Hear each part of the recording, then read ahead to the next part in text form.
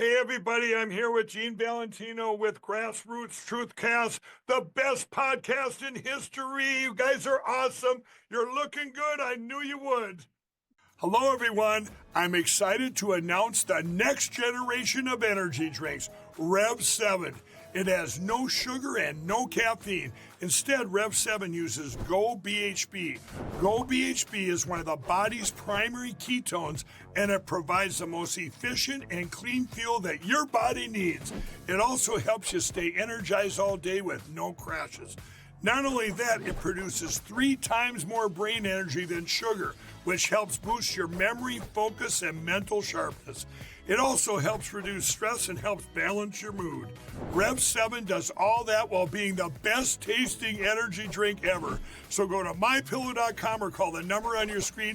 Use your promo code to save 20% today. I'm so sure you're going to love Rev 7. For a limited time, you get our introductory 3-pack absolutely free.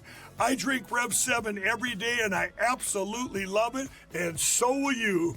Welcome to Daybreak with Ed Tibbett and Michael Paul. If you'd like to call us, our new studio line is 268-1017. Our email is newstalk107.1@gmail.com.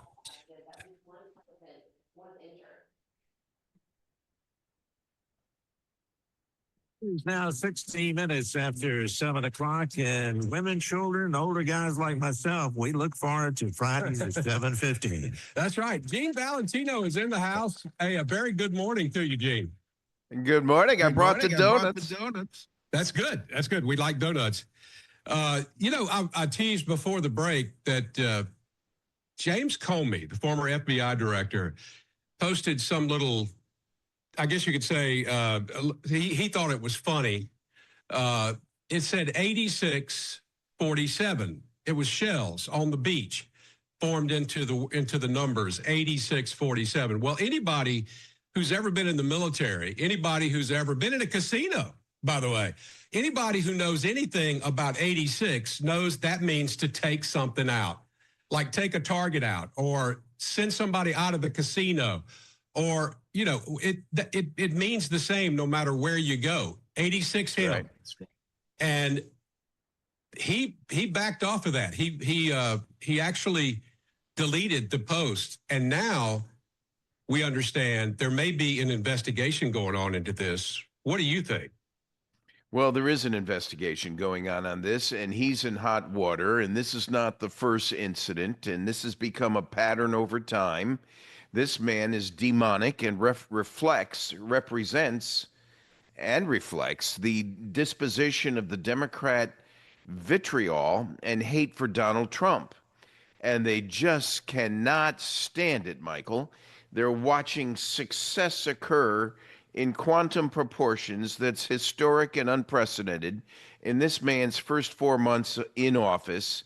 And we see a hate. They just can't control themselves. But now it's gone too far. Tulsi Gabbard, when she was approaching the position she has now, found that her life was threatened. And now that guy is sitting behind bars. He was someone from within government as well, who also working in a private job.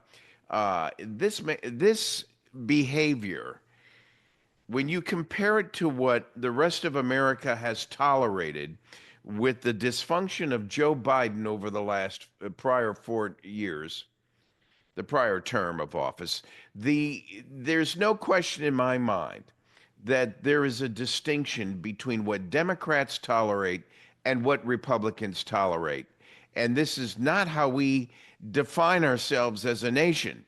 When we're sitting down in the bunker or in war, the guy next to me better be pointing his gun at the enemy, not at me, and vice versa, because regardless of our political leanings and party affiliation.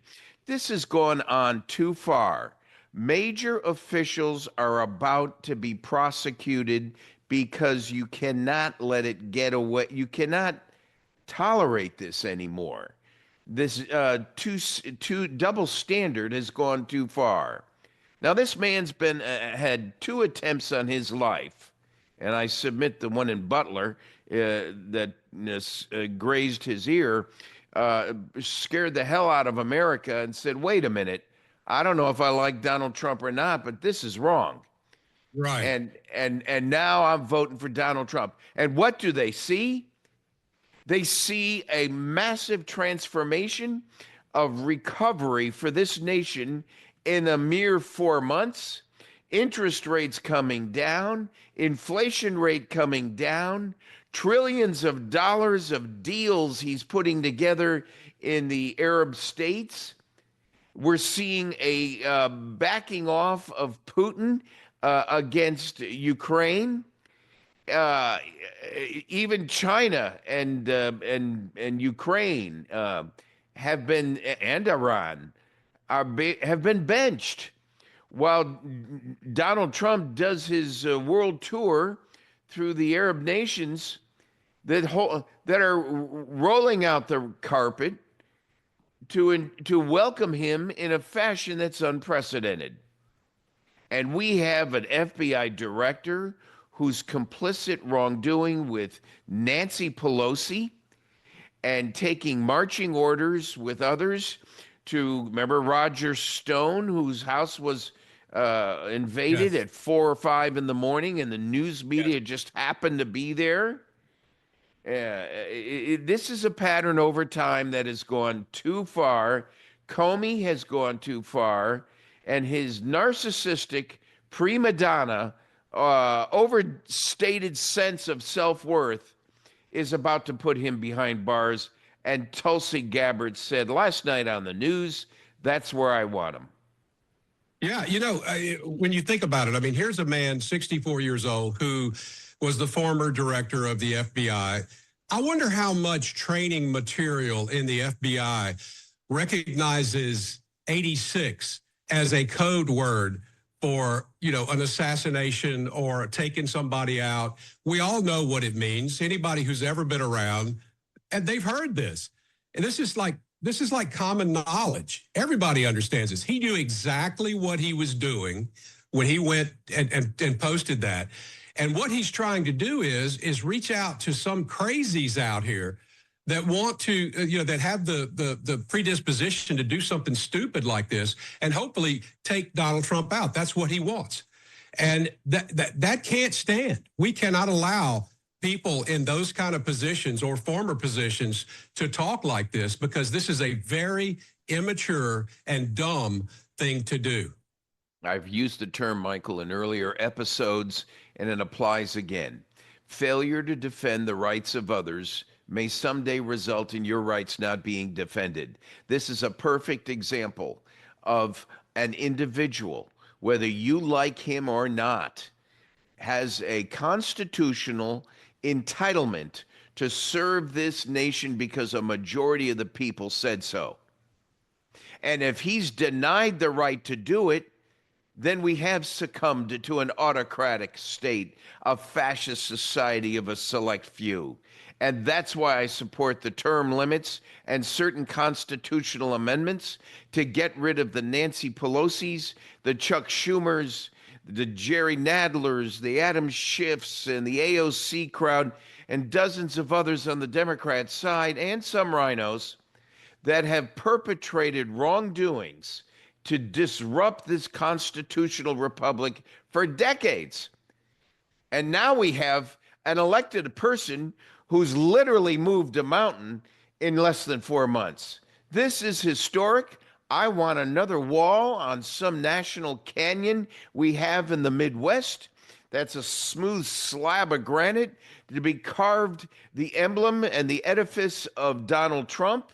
He can be next to Ronald Reagan and maybe Abraham Lincoln for all I care. But Donald Trump will go down in history as one of our nation's heroes that saved a constitutional republic. Gene, I've heard it said that you see a person like Donald Trump once every 100 years or so. And, if you look back at some of the great presidents, I mean, you would step back in time, you would look at George Washington, who was the right man at the right time, a great leader, a military leader who won basically our country's freedom from Britain, from Great Britain during the Revolutionary War, and then became our first president, who set the standard 2 years. I'm sorry, 2 terms, 4-year terms in office, that nobody should do it more than that. You don't want kings. You want people to come in, serve, and leave. And then you look forward and you see Abraham Lincoln and the things he did to keep our country together. And, I guess you could throw in not Andrew Jackson. Anyway, Roosevelt. The first Roosevelt, Teddy Roosevelt, was quite the leader and really did a lot in this country to change the way we looked at, for example, our public lands and how we should have these places available for all of Americans to be able to behold the beauty of this country. And so then you move forward and you see all these years that we've had these neocons running our government since the 1960s, really. And what they want, and they want to control other countries. They want to tell them what to do, which might be against their customs, their ability to be able to do things that we do here in the West. And that's what Donald Trump just said on his trip. We don't care. We're not here to talk about how you run your country, because apparently you've done a pretty good job. When I look at Saudi Arabia, when I look at Abu Dhabi and Dubai, and all these things that are going on there, and how wonderful these places are. He's united the Arab states, even amongst the subtle squabbles they were having between themselves. Right. He's united them together. And then he turns around and comes home today with over 1.2 trillion with a T dollars in economic deals which will result in millions of new jobs here in the United States. And what is going on that's driving the world crazy? He has created a nuclear bomb without hurting anybody's body by using the nuclear bomb of trade. The master of economy and trade has struck deals with these Arab nations. Who's silent and sitting on the sidelines? Russia, China, and Iran. Scared to death right now about what the future price of oil is going to be. It's around $60 a barrel now, and if Putin's in trouble because he needs the price per barrel to be higher to fund his war against Ukraine. And here's Zelensky waiting in Turkey yesterday for Putin to show up. Putin never shows. I'm only going to deal with Donald Trump. Well, that's a change in the narrative at the last second. Yeah. That criminal, that vile, contemptuous person puts Comey in a close second. Yeah. I mean, the two of them are in the same box of venom. I agree with you. When you look at, like for example, Putin, we all know what Putin is. And of course, what does the news media try to do?